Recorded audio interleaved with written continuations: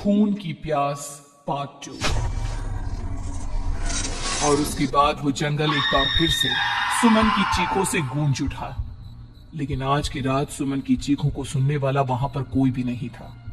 अगर वहां पर कोई मौजूद था तो बस हरिया, जो कि अब एक भेड़िए में बदल चुका था। सुमन के बालों को पकड़कर घसीटते हुए वो जंगल के बीचों बीच एक जगह पर ले जा रहा था। अगली सुबह गांव में। अरे भाई, पता नहीं क्या बात है, अपने गांव का हरिया किसान और उसकी पत्नी सुमन दोनों गायब हैं। दोनों का कोई अता पता नहीं। अरे कैसी बातें कर रहे हो भाई, ये कब हुआ है? अरे पूरे गांव में खबर फैली पड़ी है। कल रात को दोनों खेत की तरफ जा रहे थे, लेकिन लौटकर आए ही नहीं। तो हो सकता है अपने खेत पर होंगे। पूरा गांव ढूंढ कर आया है भाई। जानते हो क्या मिला वहां पर? क्या हुआ भाई, क्या मिला? बताओ हमें, क्या मिला? अरे हरिया की पत्नी सुमन के कपड़े पड़े हुए थे। शरीर का एक एक कपड़ा फटा हुआ झोपड़ी के बाहर पड़ा था, लेकिन दोनों पति पत्नी का कोई पता ठिकाना नहीं था।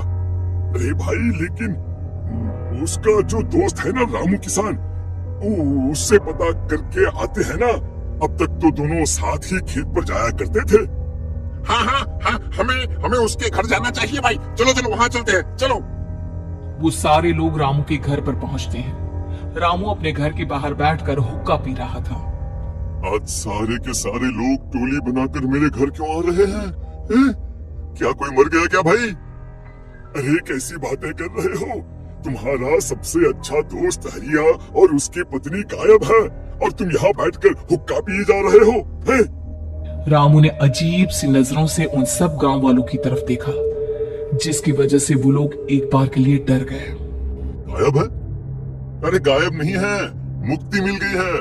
उन दोनों को मुक्ति मिली है। इस दुनिया में आकर हर इंसान पाप करता है, और उसे उसके पापों के लिए मुक्ति मिलना बहुत जरूरी है। अरे ये कैसी बहकी बहकी बातें कर रहे हो भाई, हैं? और इसका चेहरा अजीब सा क्यों लग रहा है? लगता है दोस्त के मरने का गम बैठ गया है। पागल हो गया है शायद ये पागल। ये बात सुनते ही रामू चीख कर जोर से चिल्लाते हुए कहता है, पागल मैं नहीं हूँ, पागल तुम सब हो। और ये शैतानी जंगल अब तुम में से किसी को नहीं छोड़ने वाला, सबको खा जाएगा। याद रखना मेरी बात। शैतानी जंगल? कैसा शैतानी जंगल? लगता है रामू पागल हो चुका है। हमें यहाँ से चलना चाहिए भाई। चलो चलो चलो। तभी रामू की पत्नी बाहर आती है। नहीं नहीं, आप लोग इनकी बात का बुरा मत मानिए। 2 दिन पहले हरिया के साथ खेत पर गए थे। जब से वहां से आए हैं तब से ऐसी ही बातें कर रहे हैं। भगवान जाने ऐसा क्या देख लिया उन्होंने, खेत में कुछ भी बड़बड़ाते रहते हैं। लेकिन गांव के लोगों ने कमला की कोई बात नहीं सुनी और वो सब वहां से चले गए। रात अब धीरे धीरे ढलने लगी थी। तभी अचानक किसी ने धीमी सी आवाज में रामू को पुकारा। रामू, आ जाओ, मैं तुम्हारा इंतजार कर रहा हूँ। और सुनो, अपनी पत्नी को साथ लेकर आना, नहीं तो काम अधूरा रह जाएगा। यह आवाज सुनते ही रामू के चेहरे पर शैतानी मुस्कुराहट आ जाती है। वो धीमे कदमों से अपने घर के अंदर आता है। क्या हुआ? तबीयत ठीक है ना अब आपकी? मैं तुझे अपने साथ खेत पर ले जाने आया हूँ, चल। मैं तुम्हारे साथ कहीं नहीं जाने वाली। मुन्ना गहरी नींद में सो रहा है और उसे अकेला छोड़कर मैं तुम्हारे साथ खेत पर नहीं आ सकती। वैसे भी तुम्हारे उन खेतों में भगवान जाने कौन सा राक्षस घूम रहा है, मुझे तो डर लगता है। रामू गुस्से में दांत पीसता अपनी झोपड़ी से बाहर आ जाता है और कमला गहरी नींद में अपने बच्चे के साथ सो जाती है। तभी अचानक रात को रामू की झोपड़ी के ऊपर एक साया वही गाना गुनगुनाते हुए घूमने लगता है जो हरिया की मोबाइल में बजा करता था। मैं मौत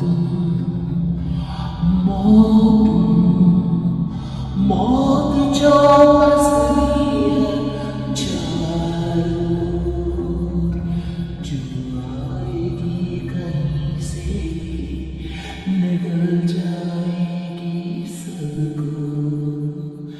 मैं मौत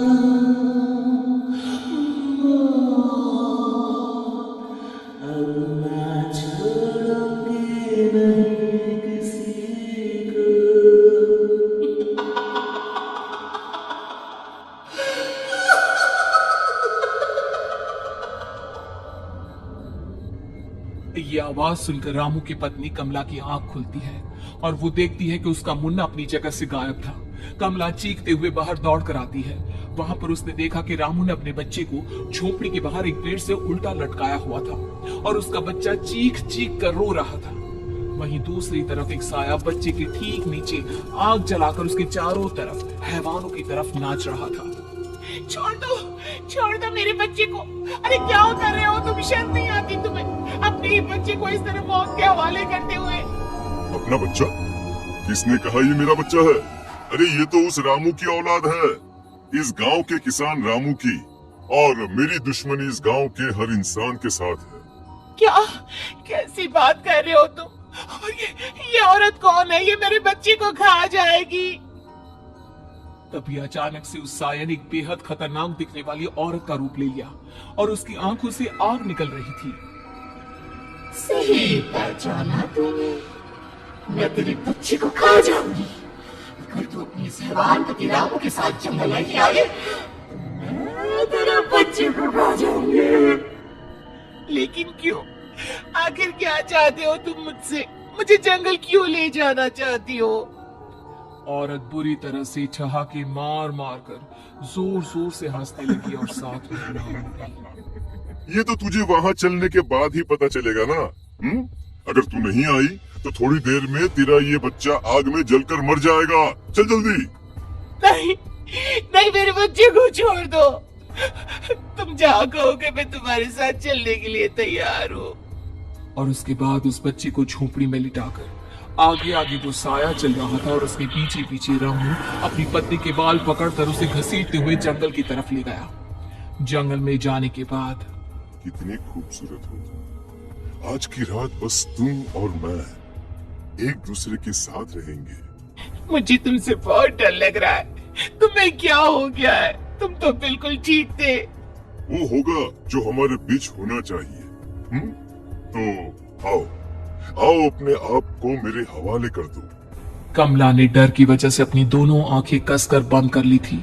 रामू ने बुरी तरह से चीख कर कमला से कहा, आंखें खोलो अपनी और मेरी तरफ देखो। कमला ने जैसे ही अपनी आंखें खोली उसने देखा कि रामू एक खतरनाक खूनी हैवान में बदल चुका था। कौन हो तुम? जाने दो मुझे। क्या चाहते हो मुझसे? ये जो एक आदमी एक औरत से चाहता है, मैं तुम्हारा पति रामू नहीं बल्कि इस जंगल का एक भेड़िया हूँ, और आज की रात तुम्हारे खून से अपनी प्यास बुझा जाऊं। और उसके बाद वो जंगल कमला की दर्दनाक चीखों से गूंज उठा।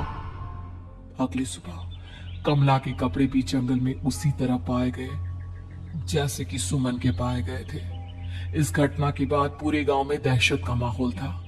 अपने माँ बाप की मौत और गांव में हो रहे इस तरह की घटनाओं की खबर सुनकर किशन शहर से गांव लौट आया था।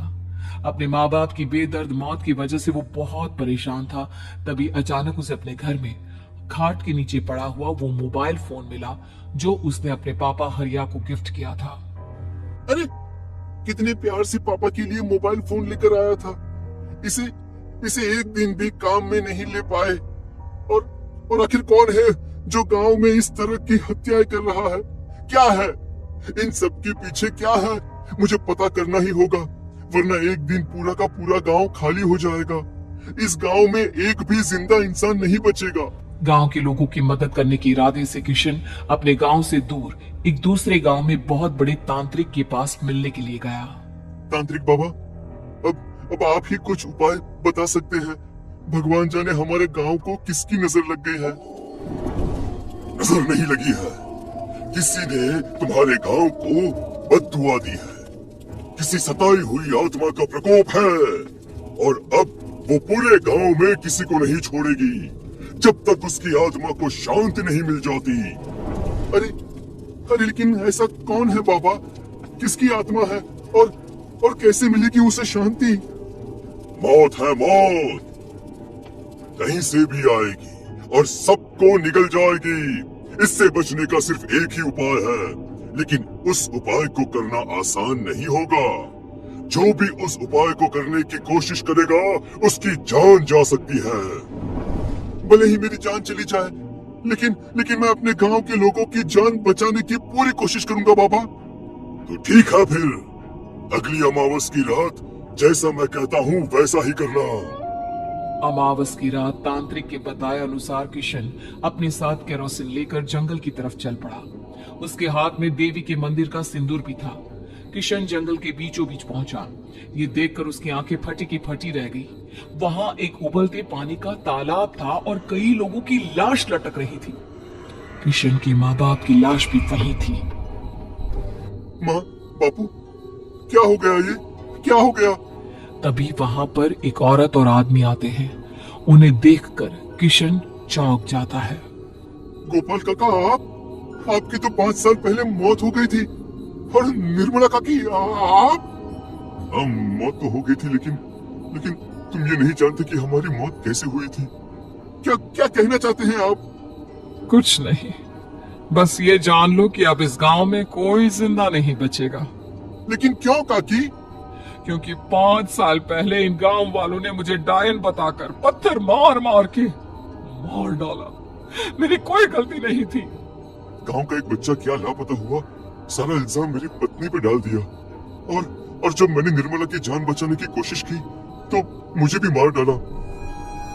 आपके साथ ये बहुत गलत हुआ काकी, लेकिन आप जो कर रहे हैं वो भी सही नहीं है ना? तुम यहाँ से चले जाओ, वरना तुम भी नहीं बचोगे। हमारी आत्मा पिछले 5 साल से मुक्ति के लिए भटक रही है। चले जाओ यहाँ से। मौका देखकर किशन सिंदूर उन दोनों के ऊपर डाल देता है। उनका शरीर जलने लगता है और वो भयानक तरीके से चिल्लाने लगते हैं। अगले ही पल किशन उनके ऊपर केरोसिन डाल देता है और वो दोनों जल जाते हैं। किशन अपने माँ बाप और दूसरी लाशों का अंतिम संस्कार करवाता है और अपने घर लौट आता है। लेकिन वो अभी भी इस बात से अनजान है कि मोबाइल अभी भी बज रहा था। मैं मौत हूँ, मौत हूँ।